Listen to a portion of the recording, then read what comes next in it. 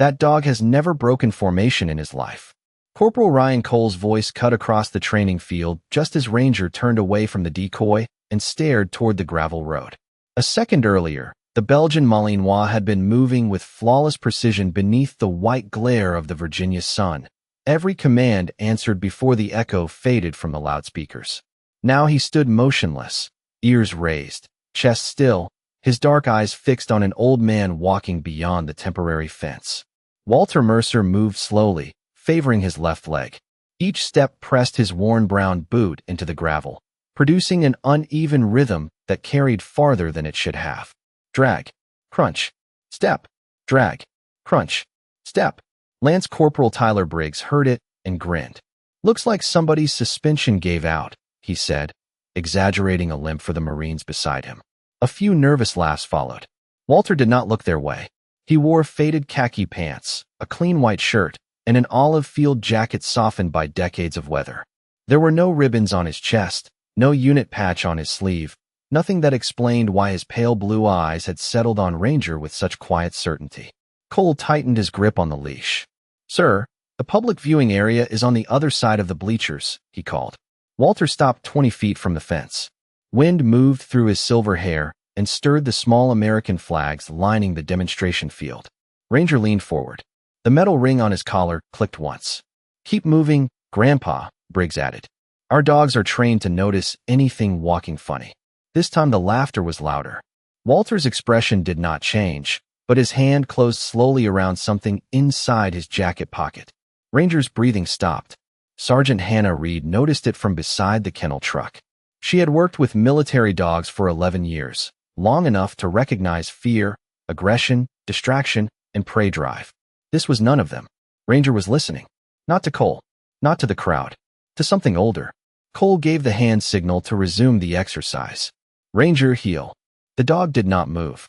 Cole repeated the command, sharper now. Ranger's muscles tightened beneath his coat. Walter lifted his gaze and met the animal's eyes. For one suspended second, the field seemed to lose every sound except the low hum of the kennel fans and the faint grind of gravel beneath Walter's damaged boot. Then Ranger pulled free. The leash tore through Cole's gloved hand as the Malinois crossed the field at full speed. Families gasped. Marines stepped forward. Briggs reached for the barrier. Walter remained where he was. He did not raise his hands. He did not retreat. Ranger cleared the final stretch of grass, reached the fence opening, and ran straight toward the limping old man. Cole shouted a recall command that had never failed. Ranger ignored it. Walter watched him come, calm as stone, and spoke one quiet word. "Easy." Ranger stopped at his feet. Ranger stood so close that the gray around his muzzle brushed Walter Mercer's worn boot. The entire field seemed to hold its breath. Corporal Ryan Cole stared at the leash hanging loose from his hand, as though the strip of black nylon had betrayed him. "Ranger, return," he ordered. The Belgian Malinois did not turn. Walter lowered his hand, but stopped before touching the dog. His fingers hovered inches above Ranger's head, steady despite the attention gathering around him. "Easy, Ranger," he said again. The dog's ears softened at the sound. His shoulders lowered. The tension left his body in a slow wave that Sergeant Hannah Reed could see from 30 feet away. She stepped forward, her boots pressing quietly into the clipped grass. "Nobody move," she said. Cole looked toward her, frustration sharpening his face. "Sergeant," he interfered with the exercise. Ranger broke command because of him. Hannah kept her eyes on the dog. Ranger did not break because he was distracted. "Then what do you call this?" Cole asked. Ranger lifted his nose and drew in the old man's scent. Walter's weathered face remained calm, but something changed behind his pale blue eyes. Recognition had settled there before the dog ever crossed the field. Lance Corporal Tyler Briggs moved closer to the temporary barrier. His earlier grin had thinned, but pride kept him from falling silent. "Maybe the old guy carries dog treats," he said. Walter finally rested his palm against Ranger's head. The dog closed his eyes. It was not the restless response of an animal seeking praise. It was stillness, deep and complete. "Sir," Hannah said carefully, "how did you know his name?" Walter looked toward the black harness fitted around Ranger's chest. A stitched label displayed the name in white letters. Cole noticed and gave a humorless laugh. He read it. "That is the mystery solved. Walter's gaze stayed on Ranger. I knew it before I saw the harness. Cole stepped between him and the crowd, reclaiming the authority he felt slipping away. This demonstration area is restricted. I need you to step back and explain why you approached a military working dog. I did not approach him, Walter said.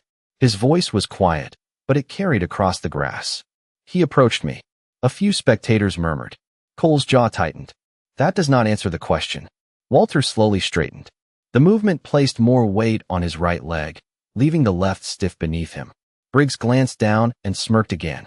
With that limp, I doubt he could approach much of anything. The words landed harder in the silence than they had during the laughter. Walter turned his eyes toward the young Marine. There was no anger in them, only distance. Sometimes a man walks differently because he chose not to leave something behind. Briggs opened his mouth, but no answer came. Behind Cole, Ranger released a low sound from his throat. Not a growl, a warning of another kind. Hannah noticed the dog's focus had shifted to Walter's left knee. Ranger leaned forward and pressed his nose gently against the faded fabric above it. Walter closed his eyes for half a second. His hand moved toward the inside pocket of his field jacket. Cole reacted at once. Keep your hands where I can see them. Walter stopped. Then, with 2 fingers, he slowly drew out a small brass whistle darkened by age. Ranger's head rose immediately. Hannah felt the air change. Where did you get that? She asked. Walter looked down at the whistle resting in his palm. A long time ago, he said, when Ranger was still, learning who to trust. The brass whistle lay against Walter Mercer's palm, small enough to disappear beneath his fingers.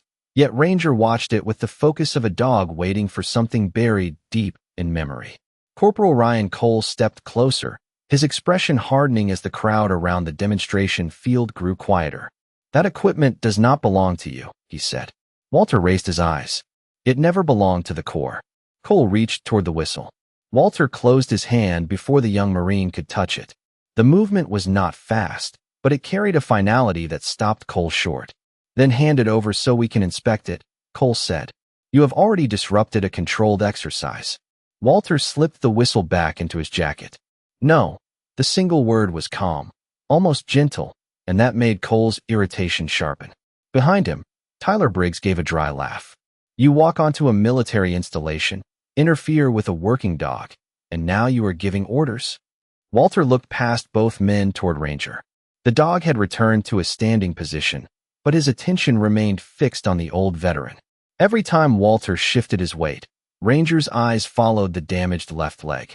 I came for the retirement ceremony, Walter said. Ranger's name was on the public schedule. Cole folded his arms. That does not explain why he knows you. Walter's gaze moved to the kennel buildings beyond the field.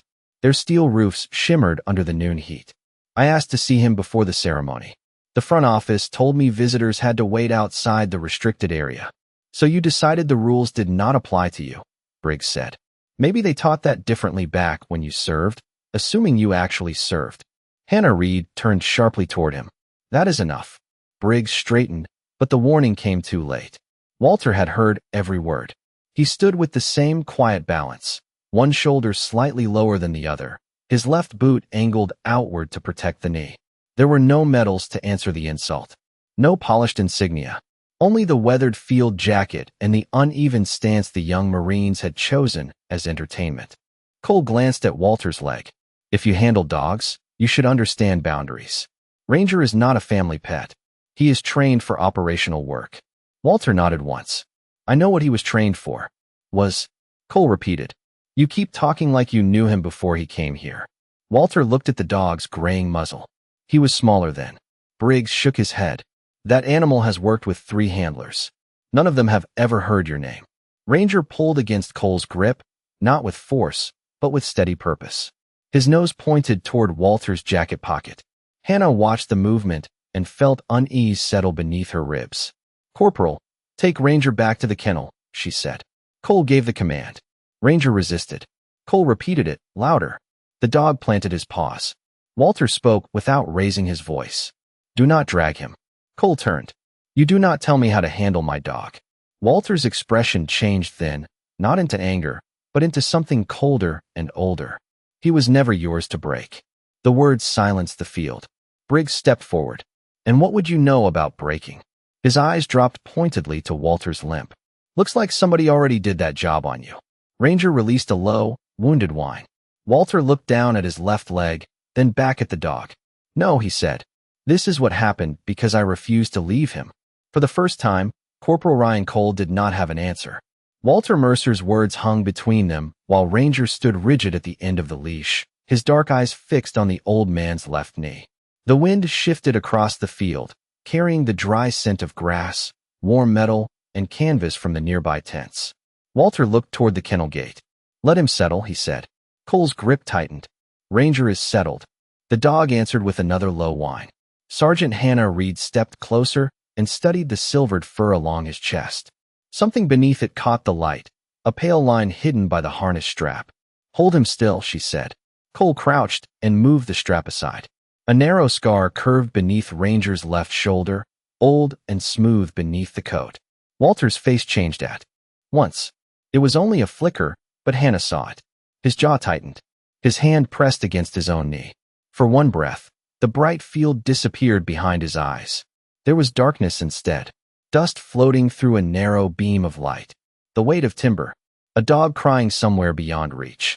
His own breath coming slow and measured as he searched through the dark. Then the memory was gone, leaving Walter beneath the hard Virginia sun. Ranger lifted one paw and struck the kennel gate twice. He paused. Then he struck it once more. 2 taps. Silence. 1 tap. Hannah frowned. Ranger repeated the pattern. 2. Pause. 1. He has never done that, Cole said. Walter did not look at him. Yes, he has.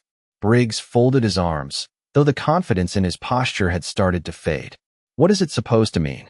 Walter's thumb touched the outline of the brass whistle inside his jacket. It means he is trying to find the way out. Cole gave a short, uneasy laugh. The gate is open. Not this gate. Walter's voice had dropped lower. Ranger struck the metal again. 2 taps. 1. The sound pulled another fragment from the past.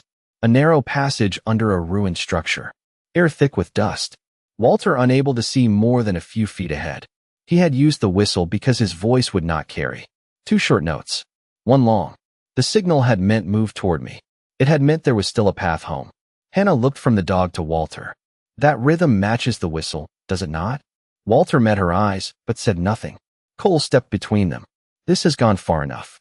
We are taking Ranger inside, and base security can verify who this man is. He pulled the leash. Ranger resisted, then turned and pressed both front paws against the gate. 2 strikes. A pause. 1 final strike. Walter closed his eyes. He thinks the door is still blocked. Hannah felt a chill despite the heat. What door? She asked. Walter opened his eyes and looked at the scar beneath Ranger's shoulder. The one he waited behind while I came back for him. The field had gone completely silent. Even Briggs no longer smiled. Ranger lowered his head and pushed his nose through the narrow opening beneath the gate, reaching toward Walter's damaged leg. Walter stepped closer, one uneven pace at a time. Gravel ground beneath his boot. When he reached the fence, Ranger placed his paw against the old man's shoe. Walter rested his hand on the metal between them. I told you then, he whispered, neither of us leaves alone. Hannah Reed kept her hand raised, holding the others back, while Ranger pressed one paw against Walter Mercer's shoe. The dog's breathing had changed. It was no longer the quick rhythm of excitement or stress. It was slow now, almost careful, as if he were listening for something only he and the old man could hear. Corporal Ryan Cole looked from Ranger to Walter, and then toward the watching families beyond the barrier. His face tightened under the weight of their silence. We are ending this, he said. Ranger goes inside. He gets evaluated. This man gets identified. Walter did not argue. He simply removed his hand from the gate and stepped back. Ranger immediately rose and pulled forward. Hannah noticed the response and made a decision. No, she said. Cole turned toward her. Sergeant, we test the recognition. Briggs frowned. Recognition of what? Hannah looked at Walter. You claim he knew you before today. I did not claim anything, Walter said. The dog did. The answer brought another murmur from the crowd. Hannah pointed toward 3 canvas privacy screens beside the training equipment. We use those. 3 positions. No voice commands. No visible contact. Ranger chooses. Cole shook his head. This is not protocol. Neither is a dog abandoning a perfect run for a man he has not seen in years. Hannah's tone left no room for debate. 10 minutes later, the field had been cleared around the screens. Walter stood behind the third one. Two civilian volunteers of similar height waited behind the others. All three wore clean training jackets supplied by the kennel team to reduce obvious scent differences. Walter's field jacket and brass whistle rested on a folding table 50 feet away. Ranger waited beside Cole at the starting line. The wind moved from the screens toward the dog, carrying dust and the faint smell of canvas. Hannah watched Ranger's ears. "Release him." Cole unclipped the leash. Ranger moved toward the first screen, paused, and passed it without looking behind. At the second, he slowed, lifted his nose, then continued. The field remained silent. When he reached the third screen, he stopped before rounding the edge. His head lowered. A faint sound rose from his throat, not fear, not confusion, but something softer. Walter stood motionless on the other side, both hands visible, his weight balanced on his right leg. Ranger stepped around the canvas. For a moment, neither moved. Then the dog crossed the final few feet and pressed his nose against Walter's left knee. Walter's breath caught. Ranger lowered himself until his chest touched the grass. His front legs stretched forward. His head came to rest across Walter's worn boot. Cole stared as though the ground had shifted beneath him. Briggs looked away first. Hannah walked closer, studying the dog's posture. "That is not submission," she said quietly. "It is reunion." Walter bent with difficulty and placed one hand behind Ranger's ears. The bright field faded from his eyes. He saw a narrow passage filled with dust and broken light. He heard two short whistle notes, then one long. He remembered a younger Ranger somewhere beyond the darkness, waiting because Walter had promised to return. Back on the field, Ranger leaned into his hand. Walter looked down at him and whispered, "You waited for me twice." Walter Mercer kept one hand on Ranger's head while Sergeant Hannah Reed knelt beside the dog and scanned the identification chip beneath his shoulder. The handheld reader gave a soft tone. A string of numbers appeared on the screen, followed by an old record marker she had never seen before. "This file is restricted," she said. Corporal Ryan Cole stepped closer. "Restricted by who?" Hannah tapped through the limited information. "Department of Defense archival access. Original assignment classified. Handler listed as Staff Sergeant Walter Mercer." Cole looked at Walter, then at Ranger, as if hoping the name would change. Briggs stood several feet away, his earlier confidence gone. Walter straightened slowly. Pain passed across his face when his left leg took his weight, but he made no sound. Hannah studied the record. "Operation Black Lantern," she read. 12 years ago. The name opened the memory Walter had kept sealed for more than a decade. The bright field vanished. Night returned. Cold mountain air moved through a narrow Afghan valley while a Marine convoy waited along a broken road. Walter had been younger then, his hair still dark beneath his helmet. Ranger moving beside him with the restless focus of a dog who understood danger before men did. The Malinois stopped near a collapsed storage building and refused to advance. Walter trusted him. He signaled the convoy to hold. Ranger led him toward a buried passage concealed beneath loose stone and timber. Inside, the air was still. The dog gave one sharp alert, then looked back at Walter. That warning kept 31 Marines from entering the wrong stretch of road. Minutes later, the weakened structure shifted. Dust filled the passage. The lights disappeared. Walter found himself on one side of a fallen support, Ranger trapped somewhere beyond it. Men called for Walter to return to the surface. The passage was unstable. Time was running out. Walter heard Ranger scratch twice against the timber, pause, then scratch once more. 2. Pause. 1. The pattern was not trained behavior. It was the dog's answer to Walter's whistle. Walter lowered himself and moved back into the darkness. His left leg was pinned beneath a heavy beam, but he worked it free and continued. Every movement sent pressure through his knee. He ignored it. He followed the scratching until his hand found Ranger's harness. "Neither of us leaves alone," he told him. Walter used his shoulder and good leg to lift the timber, just enough for Ranger to crawl clear. When they reached the open air, Walter could no longer walk without help. Ranger refused to leave his side. The memory released him slowly. The training field returned with its white tents and fluttering flags. Ranger was still beneath Walter's hand. Hannah looked up from the record, her voice quieter now. "It says the injury ended your field service." Walter nodded. "It ended my running." Cole looked toward Walter's left knee. The limp that had amused him minutes earlier now seemed heavier than any metal. Hannah continued reading. Ranger was reassigned after your recovery. Your connection to the mission was sealed. Walter's eyes remained on the dog. They told me he had gone to another unit. They said it would be easier if I did not interfere. Ranger lifted his head and pressed against Walter's leg. Briggs swallowed. You went back for him? Walter looked at the young Marine. He had already gone forward for all of us. Sergeant Hannah Reed rose with the scanner still in her hand and looked toward the administration building beyond the training field. This goes to command, she said. Corporal Ryan Cole opened his mouth, but she stopped him with one glance. Not later. Now. She stepped away from the crowd and called the kennel operations office. Her voice remained controlled as she gave Ranger's identification number, Walter Mercer's full name, and the restricted mission code displayed on the screen. The response on the other end changed almost immediately. The clerk asked her to repeat the name. Then he placed her on hold without explanation. Inside the headquarters building, a staff sergeant entered the number into a secure terminal. The ordinary personnel page disappeared. A red archival notice filled the monitor. Access transferred automatically to the regimental command office.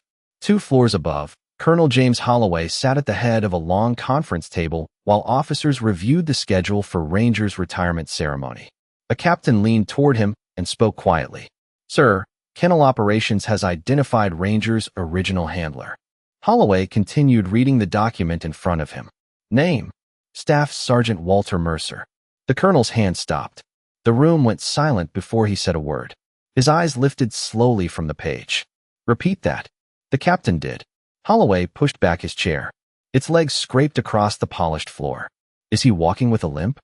The captain listened to the voice in his earpiece, then nodded. Left leg, sir. Holloway stood. The officers around the table exchanged uncertain looks. Where is he? At the demonstration field. And why was this not brought to me the moment he arrived? The captain hesitated. There appears to have been a misunderstanding with the K-9 team. Holloway reached for his service coat. A misunderstanding involving Walter Mercer is usually somebody else failing to understand who is standing in front of them. He crossed to a locked cabinet and removed a thin gray file marked with the same operation name Hannah had seen. Inside was a faded photograph. A younger Walter lay on a field stretcher, one hand wrapped around Ranger's collar, while several Marines stood nearby beneath a pale mountain sky. Holloway studied it for 1 second, then closed the file. Stop the ceremony, he ordered. Bring the sergeant major. No announcements until I arrive. Back on the field, Hannah lowered her phone. Ranger remained beside Walter, refusing every quiet attempt to separate them. Cole stood several feet away, his posture rigid, his face pale beneath the sun. Briggs stared at the gravel. What did command say? Cole asked. Hannah looked toward the headquarters road. They asked whether his limp was on the left side. Walter's expression tightened, not with fear, but recognition. In the distance, 2 government vehicles turned onto the access lane. Their tires moved over the pavement with steady purpose. Marines near the bleachers began straightening instinctively as the vehicles approached. Walter did not move. Ranger lifted his head. Hannah watched the lead vehicle stop beside the field and saw Colonel Holloway step out carrying a gray file against his chest. The colonel looked across the grass, found Walter, and froze.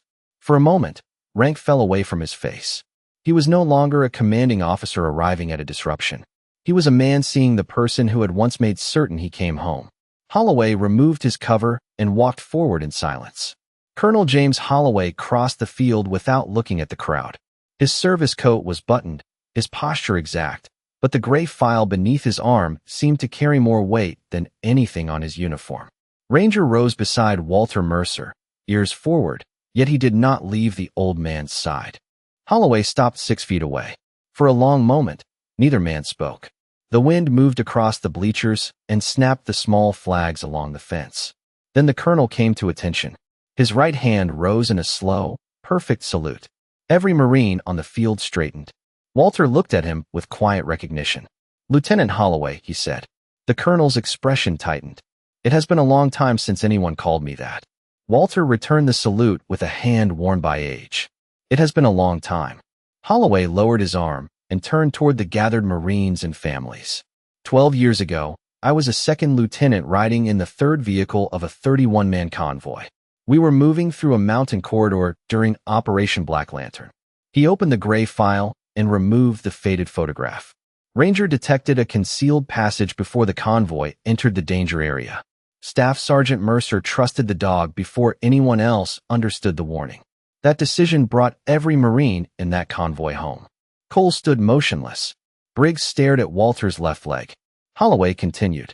When the structure above that passage failed, Ranger became trapped. Staff Sergeant Mercer was ordered to withdraw. He went back instead. Walter's gaze lowered to the dog beside him. Holloway held up the photograph. This was taken after they came out. Mercer could no longer stand without assistance.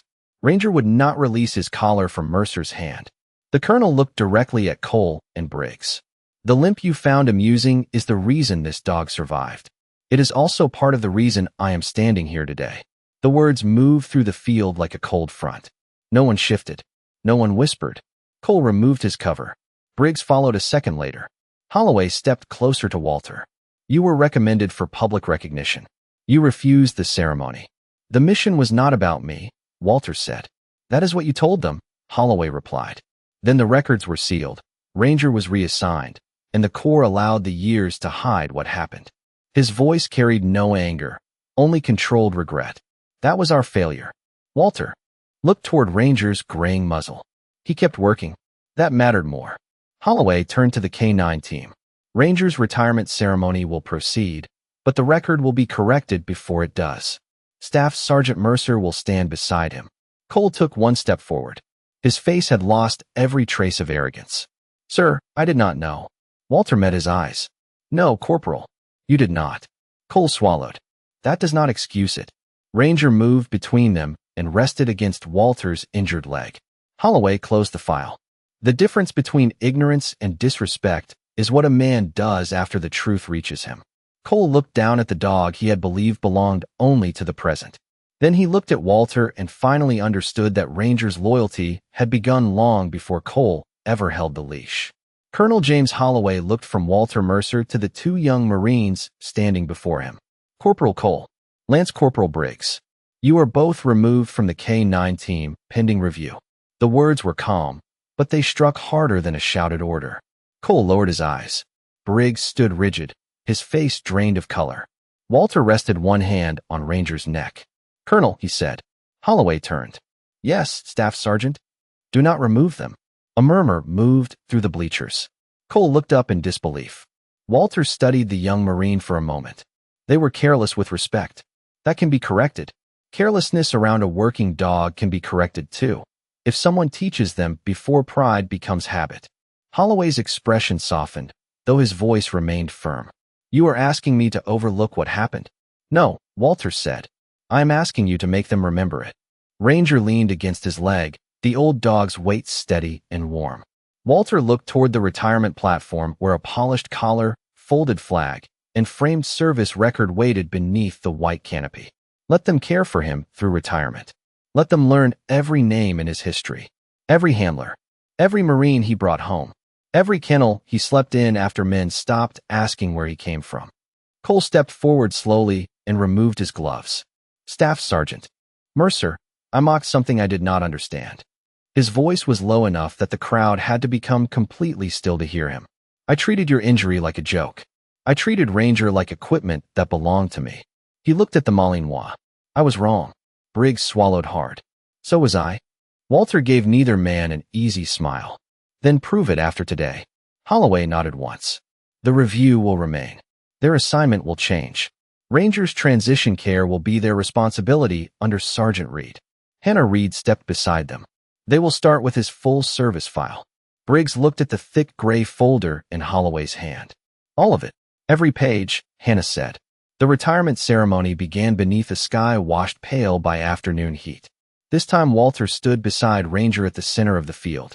Holloway read the corrected record aloud, naming the 31 Marines whose convoy had returned safely and the handler who had gone back when leaving would have been easier. When the final citation ended, Walter removed the brass whistle from his pocket. He turned it once between his fingers, then held it out to Cole. The young Marine hesitated before accepting it. A dog does not follow the loudest man, Walter said. He follows the one he trusts. Cole closed his hand around the whistle. Ranger watched him, then looked back to Walter. The crowd dispersed slowly after the ceremony, quieter than it had arrived. Near the kennel road, Walter began the walk toward the gate. His left foot dragged slightly through the gravel. Step, drag, crunch. No one laughed. Marines along the fence came to attention one by one. Ranger stood beside Cole, but kept his eyes on Walter. At the final turn, the old veteran stopped and looked back. Ranger lowered his head. Walter touched 2 fingers to his brow, then continued beyond the gate. People had seen only a limp. The dog had remembered the sacrifice behind it.